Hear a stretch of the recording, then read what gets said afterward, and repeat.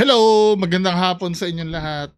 Sa usaping lindol tayo na ang dami naglilitawan na issue regarding dun sa lindol sa Cebu.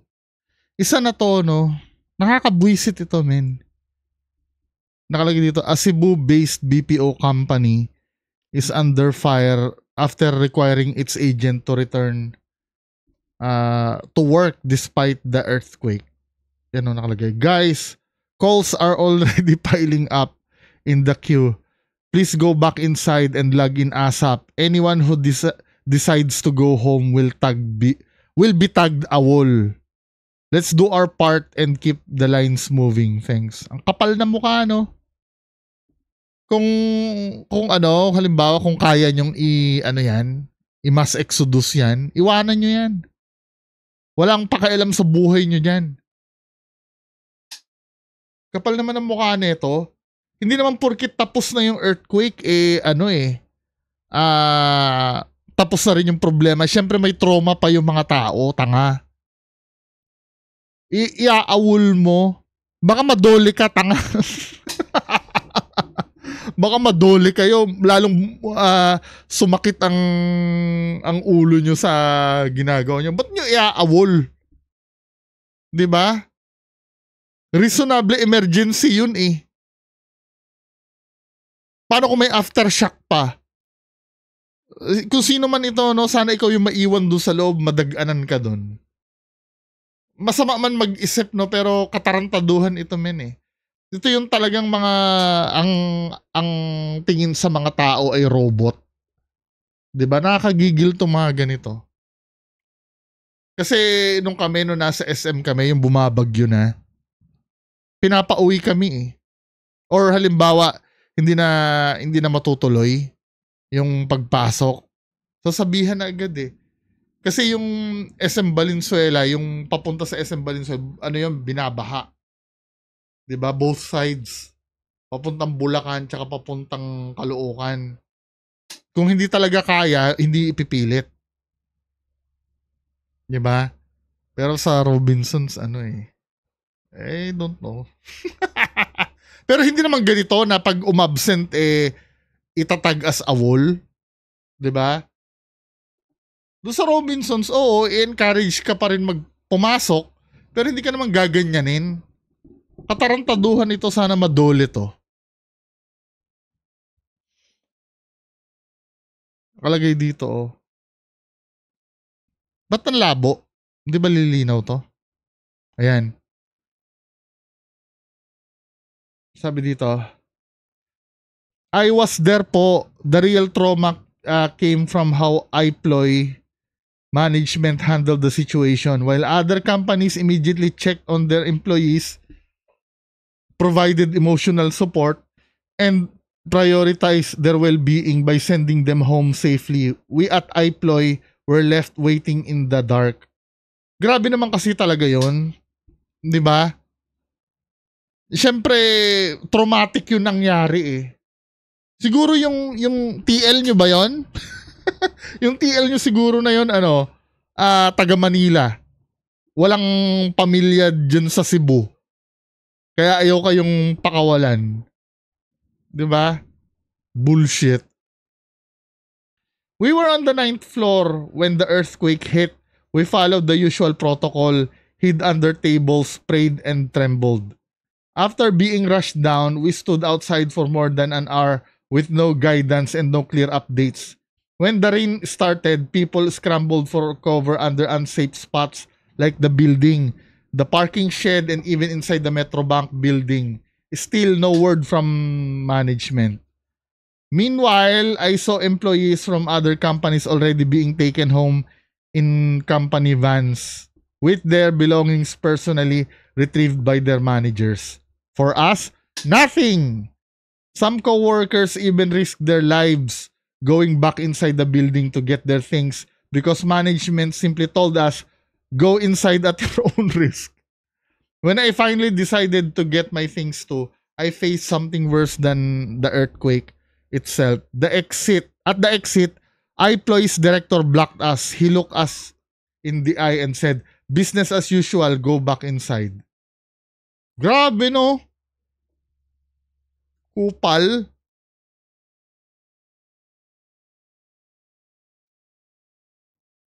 Ko. Iwanan nyo na yung kumpanya na yan. Next! Next video. Bago tayo dun sa mga hula-hula. Ano to? Wait. Mukhang maganda to ah.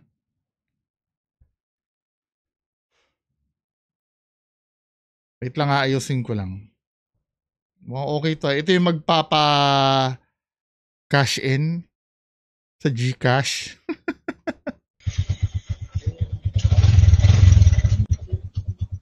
Ito kuya.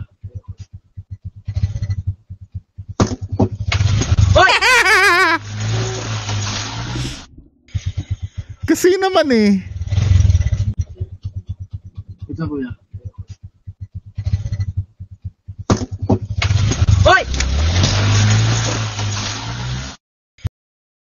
Kasi naman eh. Kaya dapat ang gagawin dyan, meron kayong parang form na ilalagay doon yung number. Parang ginagawa ng SM, mag-fill up kayo ng form, GCash number, then yung name. So, pagka na-fill up na yung form at yung name, yun ang itatype nyo ngayon sa GCash. Magmamatch naman yung pangalan na ibinigay eh dun sa number, kaya hindi nyo na kailangan ipakita sa customer, 'di ba?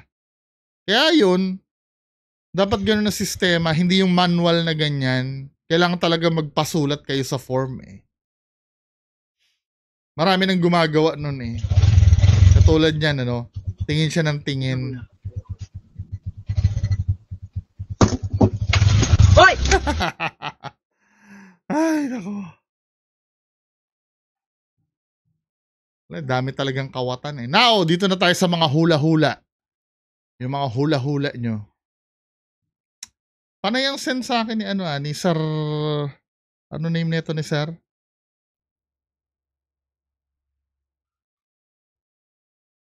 Baka may follow-up pa to. Bago tayo maghula-hula, no?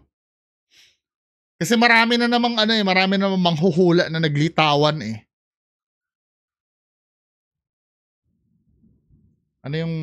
Ito muna ito legit na naawa talaga ako dito. You know, yung Cebu quake survivors sleep under plastic bags habang umuulan daw. Nakakaawa, no? Masusuffocate sila dyan eh. Paano sila makakahinga dyan? Alam mo, lalong nakakagalit tuloy sa gobyerno, no? Na supposed to be, alam naman nila na prone sa disaster ang Pilipinas. Dapat may available agad na mga tent ang mga ang mga government eh. 'Di ba? Mga local government. Dapat may available na tent agad eh. Let's say halimbawa katulad niya earthquake, no? Na yung mga evacuation center usually school 'yan, 'di ba? Paano kung minsan yung school nasira, 'di ba? It's either tinangay ng bagyo yung bubong or nilindol yung katulad niyan. Dapat may tent man lang, 'di ba? Na ipo-provide ng pamahalaan isang pamilya o ito tent, ipakibuo na lang po. Hindi yung ganyan, tangin namin mga tao 'yan eh. 'Di ba? Kailangan i-invest daw sa tent city. Dapat magkaroon ng ganun eh. Kaya ng Pilipinas yun. Bilyones nga ang tinatapon sa mga kurakot. Mga putang inang kurakot na yan eh. Nakakagigil lang. Wait lang, baka may follow-up lang yung hula content eh. Kasi may inaano sa akin eh. Ano ba yun?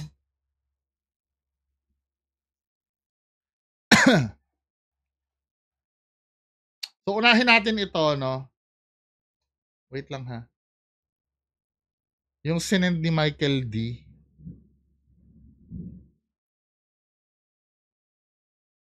Ayan.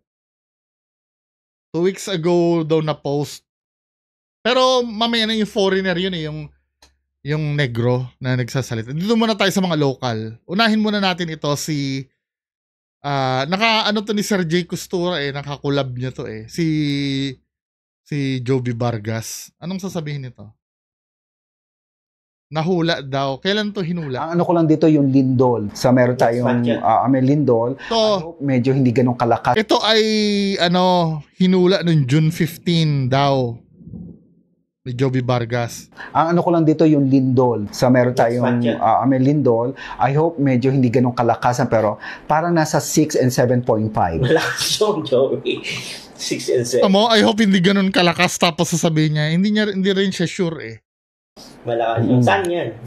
Pwede siyang pumasok sa, may naramdaman ako sa Metro Manila at mga bandang may konti sa Samar, Mindanao, may nararamdaman ako sa Cebu, meron sa Bohol, meron. Marami siyang binanggit Shotgun yung sinasabi niya At tandaan mo, pag location sa Pilipinas, yung mga major na mababanggit niyan, Davao. Yan yung mga sikat Cebu, Manila, ano pa ba?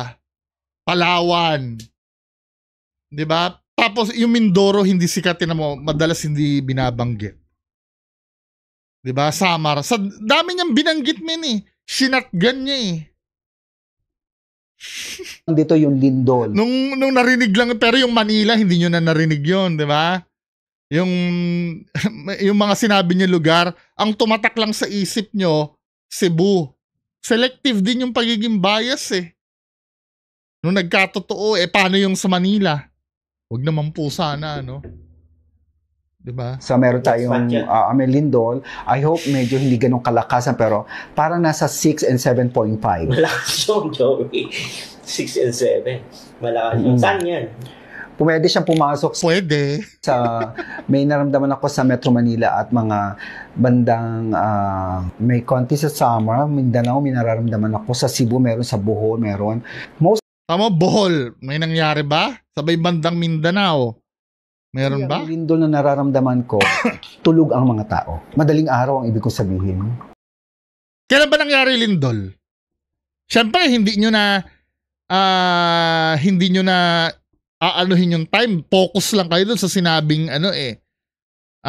lindol Madaling araw daw nangyari yung lindol tingnan natin ha. Anong time ng earthquake?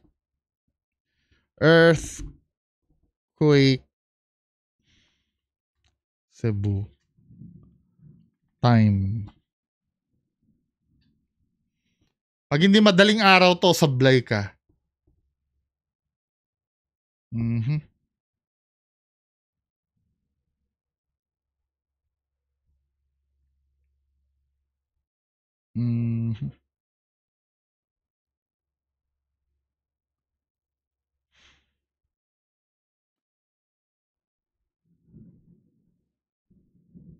Oh, 21:59? Ano, military time, ano yung 21:59? Copy. 21:59. So, yun ay 21:59. Anong, sorry hindi kasi ako familiar sa military time 13, 14, 15, 16, 17, 18, 19, 20, 21. 9, magte-10 ng gabi. So, 9:59 to So, kung 9:59 yan, alas 10. Alas 10 yan, hindi madaling araw. O, kita nyo na, yung madaling araw, napansin nyo pa ba? Hindi nyo napansin yun. Basta nag-focus lang kayo, Lindol at Cebu.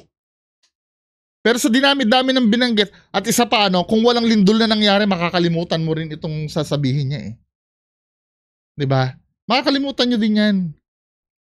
Ramdaman ko, tulog ang mga tao. Madaling araw ang ibig kong sabihin.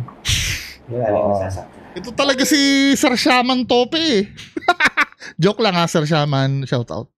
Kamukha kasi ni Sir Shaman. Ayun nga, di ba? Sabi ko nga, mas gugustuhin ko ang hindi matuloy, magdasal. Ako dinadasal ko na wag na lang mangyari sa Pilipinas. Baka hindi natin kayanin. Pero, ulitin ko, it is a study by science.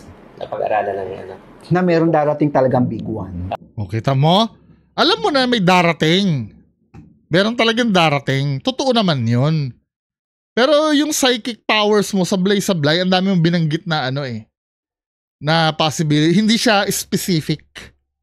Diba? Now, ito naman yung kay Rudy Baldwin naman. Ito ay pinost nung January 8, 2021.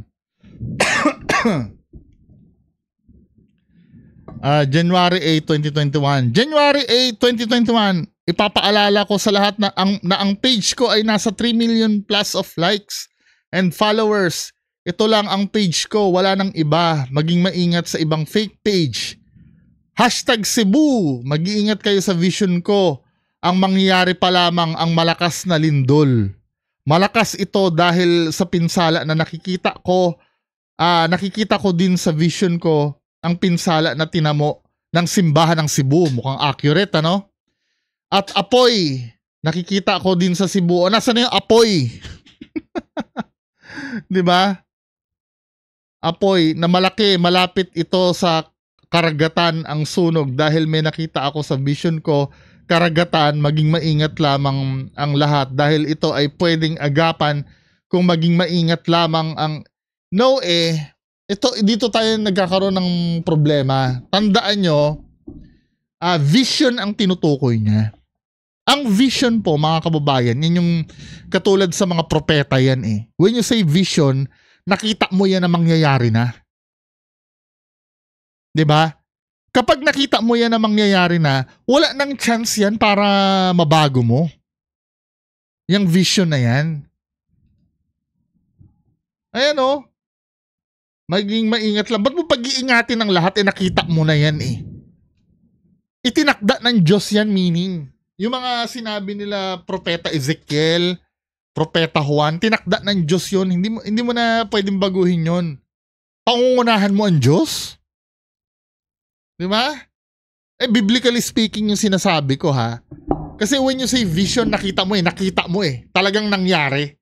Hindi naman prediction. Ayaw mo namang aminin na hula. Di ba? Ang sabi ng vision, tapos ngayon, sasabihin mo, dahil dito ay pwedeng agapan kung maingat lamang ang lahat at samahan ng pananalig sa Diyos. Wala Diba? Nasa inyo pa din ang paniniwala, walang nagpupumilit paniwalaan. Nasa inyo pa din yun kung paniniwalaan. Ang mahalaga ay maging maingat ang lahat at wag makalimot ang laging manalangin. Umpisa pa lang ay sinabi ko na negative vision na nakita ko. Kung hindi naman ang iba naniniwala sa mga vision ko, alam nyo na gawin nyo. Ngunit gamitin nyo ang salitang respeto. Laging manalangin at yan wag nyong kalimutan. Ito yung comment ko dito. Itong vision di umano netong na mga to. Yan, pati si Sir J. Costura din Yung vision nila, ito ay pwedeng gawin ng kahit na sinong tao 'Di ba? Nag-vision na ako before dito sa channel ko, 'di ba? Sabi ko ang vision ko may masusunog na gusali sa Manila. Ilang gusali na ba sa Manila nasunog after kong sabihin 'yon? Kasi mangyayari talaga yung mga ganyang bagay. Katulad ng sinabi nga ni Joby Vargas, mangyayari talaga yan. Di ba? Tapos sasabihin nyo dito, bakit ito talagang sa Cebu niya nakita at yung simbahan? Di ba? Pag hindi nangyari itong hula niya, makakalimutan nyo to. Nagkataon lang talaga na nangyari itong sinabi niya dito. Di ba? Ano ba bang landmark ang makikita mo sa Cebu? Baka nga pag Manila, pwede mo sabihin, nakikita ko Luneta Park maguguho sa Lindol, di ba? Landmark kasi, ano ba ang meron sa Cebu? Cebu landmark. Landmark. Nandun yung Magellan's Cross, di ba? Ano naman kung sasabihin niya, Magellan's Cross. Ay, doon pala tayo sa Google. Cebu landmark. Ayan karamihan sa mga landmark sa Cebu, simbahan. Basilica Minore del Santo. Hindi niya pwede sabihin Magellan's Cross dahil hindi naman catastrophic pag yun ay nasira eh. 'Di ba? Pag ginugel mo, simbahan yung lalabas, hindi imposible yun. Na yun yung isipin niyang maging landmark sa Cebu. Now, kung dun kay Ma'am Joby Vargas naman, nakita naman natin ang sablay niya, madaling araw daw mangyayari eh. 'Di ba? Tapos ang dami niyang binanggit na ito yung pinaka common sa mga nagpi-predict na yan. Wait lang ha. Ang pinaka common diyan, mga men, palaging walang date na sinasabi. Palaging walang date. Sinasabi niya mag-ingat daw eh. Katulad nitong kay Ma'am Rudy Baldwin. Mag-ingat daw. Saan na ba dito? Dahil may nakita akong vision kung bla bla bla bla bla. Sinabi ko hawak niyo ang puso niyo. Maging maingat daw, maging maingat ang lahat. Paano namin pag-iingatan yung bagay na hindi namin alam kung kailan mangyayari? Ano yun? Simula January 8, 2021 pa to ha? 2021 pa. 2021 pa yung vision mo na. Ilang taon na? 2021, 22, 23, 24, 25. 4 years mo kaming papraningin? Sasabi mo mag-ingat kami dahil 4 years. Hindi mo nga masabi ko anong date eh. Wala ding, inutil din to eh. Yung pinredict mo na ba yan? May natulungan ba yan? Wala rin. Alam mo ang reason kung bakit nilalathala ito? Wala lang, for self-gain lang to eh. Wala naman talaga natulungan itong vision na to. May natulungan ba ito? Kaya nga sinasabi ko makakatulong yan pag may date kang sasabihin. O let's say, September, kailan ba nangyari yon? Or October 1, di ba? Nakikita ko October 1, 2025. Yun, may tayo doon. may mapapala tayo doon. Pero yung paggaganyan, men, ano ba? Oh, last. Ito yung Ito yung matindi-tindi daw. Ito lang, September 13th din daw sinabi. Pakinggan natin to. So from now on, moving forward, the Philippines should watch out because I heard people crying. I heard people crying in the Philippines. And when I heard people crying in the Philippines, I looked to see what is making them cry. And I saw mothers holding children in their hand. And they were dead. And I saw other people laying down, they were dead. And then when I looked to what made them dead, I saw a strong earthquake that hit the Philippines. I saw a strong earthquake that hit the Philippines. And then I saw a water disaster in the nation of the Philippines. So we need to pray for the Philippines. Watch especially this September. Before this September ending and October. Wala. Maniniwala na sana ako doon sa before September end pero nag-i-spread siya eh. And November, these 3 months. Ang dami niyang in-spread pero dahil pasok siya doon sa sinabi niya, paniniwalaan ng tao. Diba? The Philippines should be watching out for this thing I just mentioned. The Philippines, watch out for what? Watch out for strange death through disaster. And the disaster that I saw is earthquake. Earthquake in the nation of the Philippines. Strong earthquake.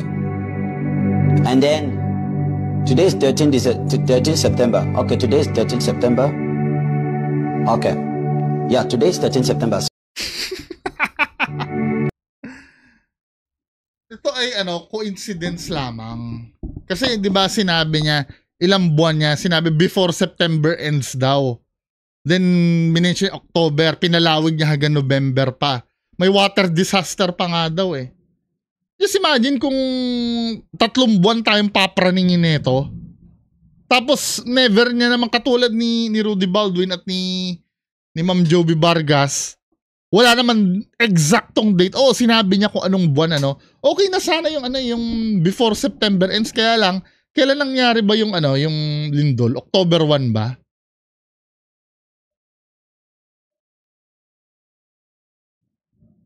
Before tama, pasok siya sana Before September ends, September 30 pala nangyari. Naibalita siya October 1. 'Di ba? Pasok sana, kaya lang nag-doubt siya Okay na sana 'di ba? Ito yung patunay na na talagang nanghuhula lang talaga. Now, ang tanong, bakit nagkatotoo? Nung nagkatotoo, nahalukay nyo to. Pero I'm so sure pag hindi nagkatotoo yung hula niya, makakalimutan nyo na to 'Di ba? Hindi nyo na yan hindi nyo na maiisip yan Pwede mangyari yan yung coincidence hindi yung hula niya. Pwede naman mangyari yan Na mahulaan mo, tsumamba ka. Sa sa loto nga may tumatama, 'di ba? Minsan marami pa Ano yun? Paranormal yun? Hindi yung paranormal.